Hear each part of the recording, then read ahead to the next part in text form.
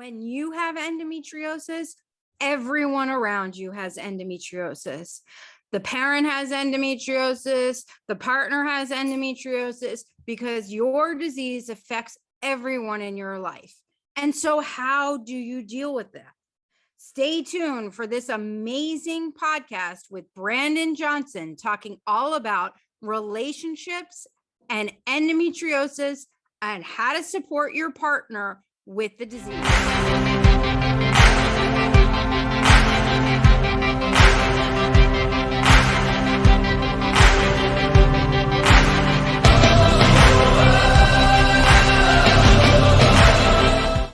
Please welcome our very special guest today, Brandon Johnson. Brandon is the owner of Infertility Isn't Inferior, a male and couples-focused infertility therapy practice. Brandon and his wife endured a difficult infertility journey, and as a licensed therapist, Brandon understood he needed to seek therapy for himself, but found out there was a severe lack of male therapists specializing in infertility. Brandon wanted to stop perpetuating the stigmas of mental health, so he redirected his own therapeutic practice towards guiding men and couples through life's most complex and difficult matters. Please welcome Brandon Johnson. It is great to see you today. How are you? I'm doing great, Sally. How about you? I am doing great. I am excited for today's podcast in that we're going to discuss relationships, partners, and endometriosis, because I believe that when somebody has endometriosis, everyone around them has endometriosis. What about you, Brandon? What are your beliefs about that? I believe the same thing, just because the disease itself is so debilitating. And everyone around that person has to get to know how the disease is, how it's affecting the person, and thus how to best support that person. And and vice versa, that person also needs to learn how to support the people around them because they just might not understand anything about it. Yeah, so I wonder, it's such a unique niche to focus on male infertility. And even though endometriosis is usually about couples infertility, can you explain how you came to your focus? Yes, after I went through my own journey, and I'll go into small detail, the real story is on YouTube. But after going through my own journey and being depressed and not wanting to live and not losing my faith and feeling less than a man, I was like, how many other men are going through this silent war? Because no one's willing to talk about it. And at the time, I was doing therapy anyway. And so I decided to change the focus and add male infertility because there were no therapists specializing in male infertility that I can find. And even looking outside the state that I lived in, it was just no one. And I said, this is a lonely path. How do we get help? How do we talk about this? Because the depression state and the pain and loneliness of it became all too severe. And there are many days you just don't feel like getting out the bed or going to work or being present, and seeing pregnant women or people starting a family just made you angry, especially if they said they weren't trying at the moment. And Yeah. no person should go through this alone. No person should go through it alone is a perfect way of saying it. And I would say that concept of a silent war is very much what daily life is for the person with endometriosis. And a silent war could be fighting your disease, but it also could be going out for a cup of coffee and seeing the mother with her stroller complaining about her children, or the pregnant woman, or everybody else on a Saturday night going and having fun while you have to stay home on the couch and sort of nurse your wounds, so to speak. So, I wonder, we talk about everyone around the person having endometriosis. What are some ways a partner can support the person with endometriosis? That partner really just has to be really understanding, really start to learn more about the disease itself so that they actually know the symptoms of endometriosis and how this person can feel, what will cause the flare-ups. Does flare-ups happen overnight? And once the person becomes more knowledgeable, then they know how to support them through the pain or understand when they just don't have the physical capacity to move forward anymore or to do certain things, or they may need time away from other people because they physically are in pain or can't move anywhere. So, oh no, go ahead, Sally.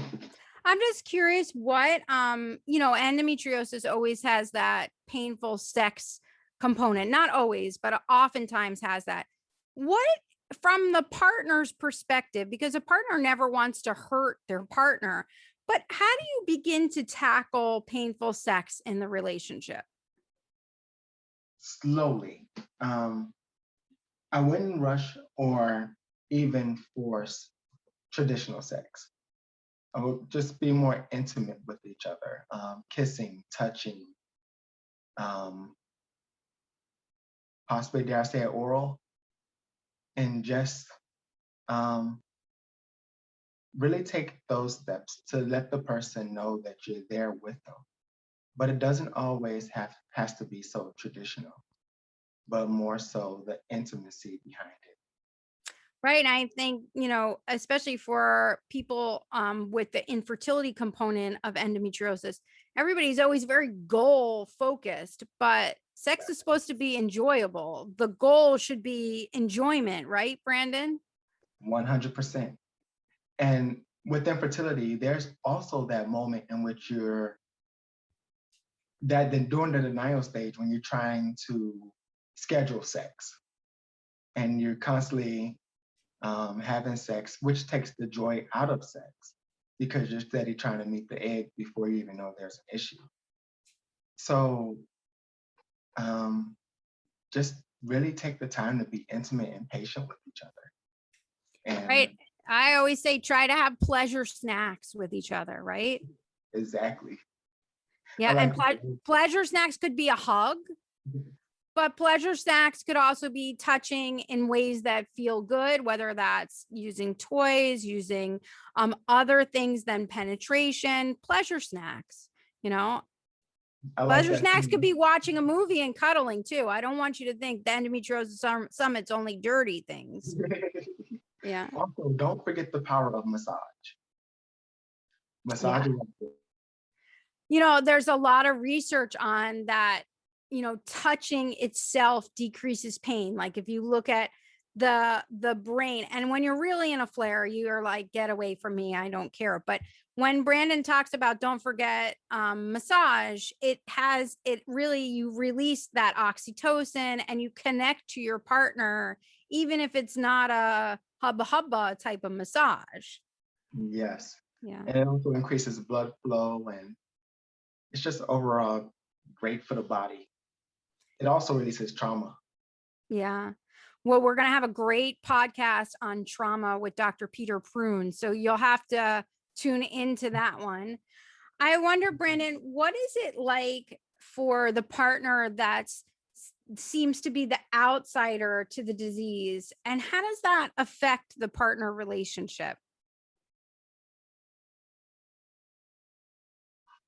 At first, if the partner doesn't know anything about endometriosis, it can be isolating or feel like rejection. And because it'll feel like rejection, there may be some anger and negative feelings towards the partner with endometriosis. However, if that person takes the time to learn more about endometriosis and listen to their partner and what they're going through, then they're able to actually understand and be more supportive. The more supportive they can be, the more that they can help their partner. However, I do want to say that the person with endometriosis has to help them as well. and help them to understand, help them to know how they're feeling.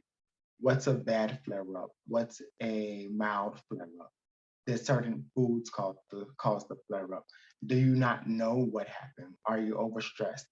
And all of these symptoms that we know can cause inflammation, which is that flare up that causes the pain, and you may not want to move or be touched, or maybe a little attitudinal because pain causes attitudes or anger and depression. So really taking the time to help the partner understand their feelings as well is also important.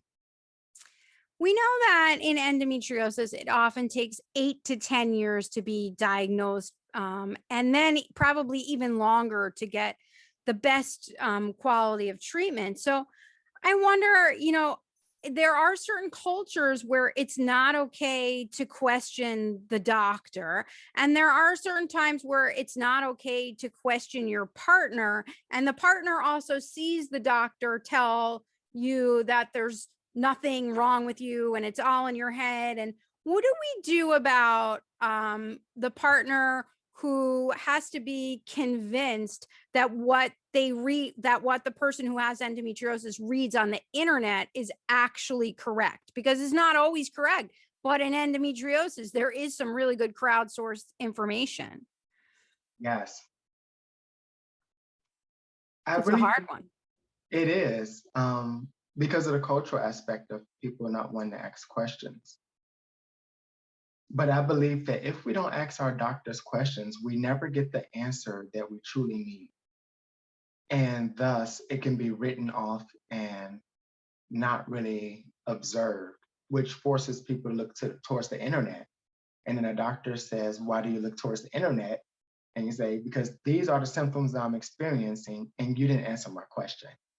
So can you help me?" So there's this catch 22 with the internet and the medical field, where doctors don't like the internet because patients are self-diagnosing, but they don't take the time necessary to answer questions.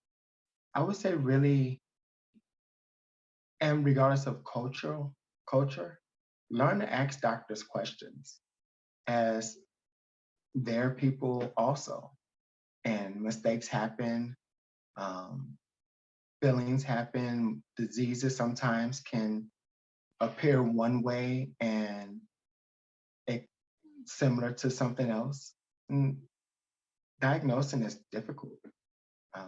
Even as a therapist, when I have to diagnose, it's like, is it anxiety or depression causing anxiety? So there's many things to go through. So really talk and learn to talk and open up to your doctor. Yeah, Um, yeah, I definitely in endometriosis, it can be really hard because our sort of informal research shows that people see at least 14 doctors before they're heard. I know, very common. So the number one thing my patients that come to my practice with husbands or partners with them, the number one thing the partner said is, she went to all these doctors for so long and they felt really, really bad. And they kept telling them symptoms. And the doctor kept saying there's nothing wrong, or it's depression, or it's anxiety. And then the person would say, I have depression and anxiety because all this is going on. And the yeah, partner, once they're diagnosed with endometriosis and once they access excision surgery and really good care, has such guilt for not standing behind their partner. What do we have to say about letting go of that guilt and navigating that life? I say forgive yourself. Learn to forgive, and for both people have to forgive each other, because when they come to someone, especially a doctor that's not used to dealing with endometriosis, so someone who's not a specialist and they're in the same field, really forgive each other. It's hard when you believe that the doctor is right, and yet years later and many doctor's appointments later, you find out that this has happened. Um, that or really advocate up front and use the internet in this case to find, like in the endometriosis summit, and support groups so that you can actually talk about it and find someone who specializes in it and a doctor that will listen. There are many doctor recommendations that are given through the internet, even if they're out of state from a person. People are willing to travel to stop pain. Yeah. I wonder when endometriosis sort of has that you against the world sense to it, or you and your partner against the world, or you and your family against the world. And sometimes that partner is mom, and sometimes that partner is dad, and sometimes it's a sister, because, lots of family members serve as partners for lots of people. And I wonder, how can each partner in the relationship with endometriosis, or so to speak, create a safe space for each other? Ooh, Sally, I think I just talked about this one. When other people are ashamed of your diagnosis, the partners really have to create boundaries. Create boundaries of what you're going to tell people, how you're going to tell people, and understand those boundaries as the safety net for their own marriage or their own relationship. And who gets to know what, because parents aren't going to understand, especially if endometriosis hasn't happened in the family and they're unfamiliar with it. And they're going to give a person a hard time, especially if like you're on vacation or somewhere public and the person is tired or in pain and can't go anymore. So really creating those boundaries and that safety net for each other will help the couples to keep that space and let them know when they just can't be around family, or when things aren't safe to tell, or if they need to leave an event early, and then just doing so and not really worrying how the family feels. Yeah, I think the concept of boundaries for the person with endometriosis is its own podcast, but I think it's really, really important, because you've likely been told, we don't know why you're infertile, or we don't know why you have pain. Do you really have pain, for so many years, that I think the person with endometriosis is really crummy at setting boundaries because they doubt themselves. How do you encourage people? Do you have tips for how to set a boundary and how to stick to it? Yes, you are the master of yourself. And essentially, everyone in the medical field is just a guide. That's how I even approach my patients. You're the expert on your life. I'm just your guide here to help you through.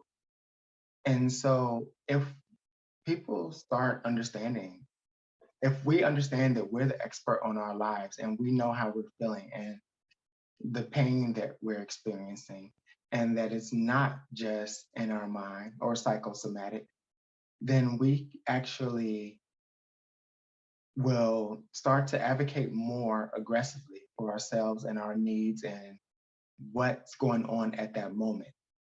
So, some tips on how to deal with it is really take the time to analyze your feelings, recognize your own body and emotions, and don't let anybody fool you away from it. There's no joy in pain. You know when you're hurt. If you're hurting, let the doctor know and let them know how it feels. Um, Let your spouse and everyone else around you know how it feels. Don't allow anyone to talk you out of your pain. And when creating boundaries, the biggest thing is about creating boundaries is we feel guilty for creating them. Don't feel guilty. Just go for it. I cannot walk in the park today. I am in that much pain. I am barely going to the bathroom. So, no, I'm not going to go with you to the park, or I can't join this event. Or when we scheduled it, I thought it was okay, but now it's not. And don't be afraid or don't feel guilty for that. That's the biggest reason. Just overcome the guilt within self and recognize your own feelings, and don't do this to please others. Because if we please others, then we're going to hurt ourselves. Yeah, that is so very true. I think that there are days you can walk in the park, and there are days that you can't walk in the park. What about the partner with endometriosis who constantly feels like they have to put themselves at risk or do things because of the partner without endometriosis. Like they have to go camping because they feel like they deny their partner the pleasures in life that they can't have, or they have to go to that movie that, well, when we used to go to movies, they have to go out that night because they have to do something nice for their partner. What do you have about, or they feel guilty that they're not being the wife or the partner that they should be? What advice do we have for that person? Be honest. Just really be honest with your partner. Because if you can't make it, you can't make it. And forcing it is only going to make the night more miserable and create an argument or some sort of definitely angry situation. Why put yourself through it? Why go through it when you can just say it up front? There will be a better day when you do feel like jumping up and being superwoman, and you can go to the movies, now limited.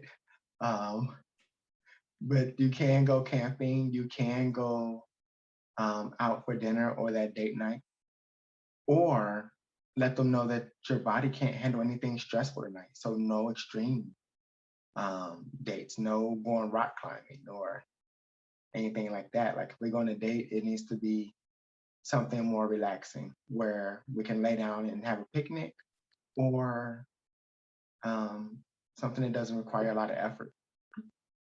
Right. We have to be sort of soft with each other. That means soft with each other and soft on yourselves. Yeah. How can partners create a good communication channel so that each understands when it's a good day, and sometimes there aren't very many of those good days, and when it's a bad day, because the person with endometriosis, I'm going to admit, they don't look sick. And so you could be extremely sick and even have a bowel obstruction, not look sick at all. So what are good ways to create a good communication channel between partners? Honesty, just really be honest with each other. And being honest with each other will help you to let the other partner know how you feel that day. And I'm also a fan of old school or maybe new school. You know, send a text like, "Hey, I know you're at work. I feel horrible. Dinner's on you." Or don't be afraid to communicate. Don't feel guilty because still the guilt that will drive someone with endometriosis to try to force themselves to do more than they can or more than they're able to at that moment. But being honest in communication and communicating with each other um, via paper, vocal, or even just texting is the best way. And the partner Yeah. should also be understanding. Yeah, I think like it always goes back into that circle of the doctor keeps saying there's nothing wrong with you, and you keep sending a text to your partner that says, "Hey, I feel really bad, dinner's on you." And then the partner's like, "Come on, I took you to like 12 doctors. They all said nothing's wrong." And it becomes really, really hard. And so the more open that communication channel is, you have to start to believe your partner and not the doctor, right, Brandon? Yes, and you just sparked the thought of trust. You have to trust your partner that they're saying this, they're being honest, because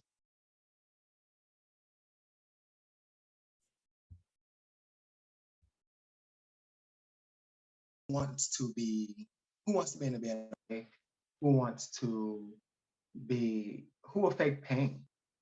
No one's gonna really do that because you want to go about your life.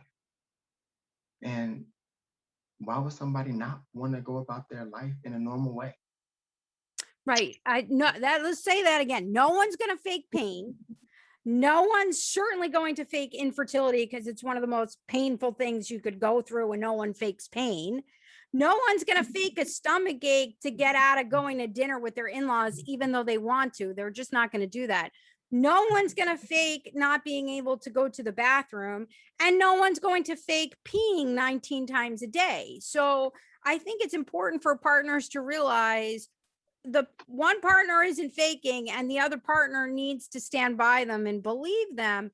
Right. And what I like about what you do is sometimes you need that third party to be not the go between, but to be the safe space. When should a partnership turn to having counseling or therapy? I know you're going to say all the time, the way I say everyone needs pelvic PT, but when should a team turn to you or someone else? Before they start to become angry with each other and bitterness sets in, because there's this sweet spot in which you've been to one doctor too many and you become angry because now medical bills are adding up and insurance doesn't cover this doctor and all these other problems that exist. Find that sweet spot and see someone before the anger comes into play and begin to talk about it and have someone else mediate. So I would love to say as soon as you find out and we can help you through it, but no, find out after you tried for a little while and the results aren't coming back the way you think it is, and the problem continues to exist. You're starting not to trust each other. You're starting not to interact with each other because of endometriosis, and it's causing the separation. If that separation goes too far, then we might be too far from recovering. It takes a lot more effort to get you back. But when someone starts to feel doubt, that's the moment to reach out for counseling. Yeah, doubt and anger. I think we feel that every day in the pelvic pain, endometriosis, and infertility journey. Yeah. What are some tools to communicate on good days and not just winky winky?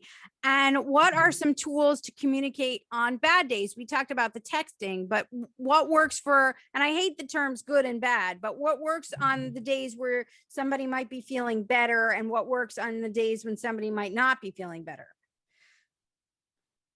Let's start with bad. When you're feeling bad, you might just be really limited, and so you're moving a little bit slower. One partner should be able to read body language of what's normal, what's not normal. So if that person's moving slower or um, little cranky, not really wanting to do anything, then that's a bad way. So those are our nonverbal cues. And before you even ask the partner how they're doing, just really acknowledge their feeling and probably go up to them and say, hey, I see that you're moving a little bit slow. Are you feeling well? Are you okay? How bad is the pain? Really take the forefront because we all know when someone's not normal, which brings us to the good days.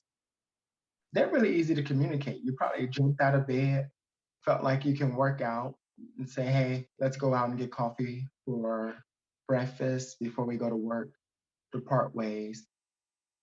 And the good days are really simple to read and say, hey, I feel great today. Let's go out for a walk. So communication and verbal communication will be more open on your good days. Yeah, excellent. So as we wrap up, I wonder, how do you help people come to terms with that the some days and the when I grow ups look very, very different when a couple is enduring endometriosis and also infertility? Hmm. I really help them by going through the grief and loss of it. When it comes to infertility and endometriosis, you're losing something. So walking the client through the grief and loss process of it all really starts to create this coping and healing. And once we're able to begin this inner heal or this inner acceptance, they're able to handle it better. and thus begin to live life on the terms in which they can. So, in both cases, it's not going to be perfect and things will be more difficult than normal. But if you accept it, you're able to actually adjust around it and adapt to life better versus if you don't accept it and all of a sudden it's a little more depressing and you stay depressed. And so that's the way I help Sally.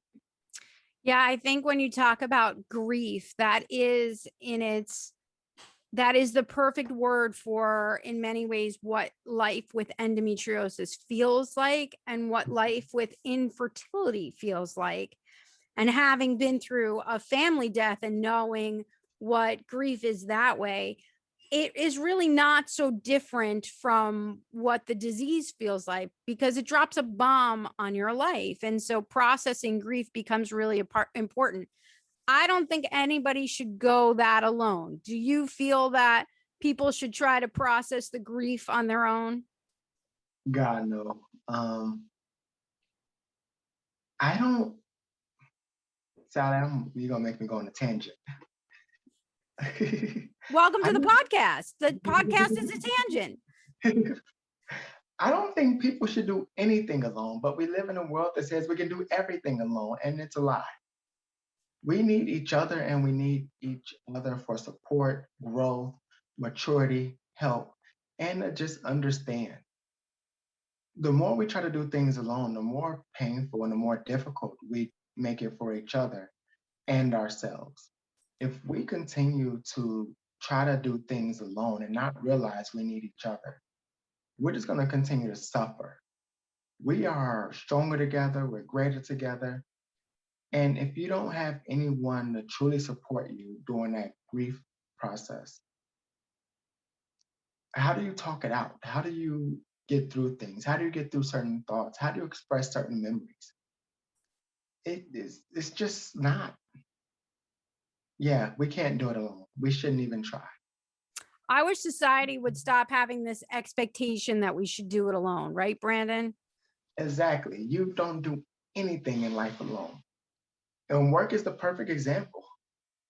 I mean, we work in teams, but we can handle life problems alone. It just doesn't make sense, the correlation. Right. That's why we want your partnership to be as strong as it can with endometriosis so that you can go through it together. And of course, me being single, I go through everything alone, but I have support from where I need it. I wonder, Brandon, how can people reach you? Because everybody needs to be able to find you. They can reach me on Instagram, which is brandon.therapist, or directly on my website at infertilityisn'tinferior.com. And what's your fabulous YouTube channel? Can you tell everybody your channel? It is brandon.therapist.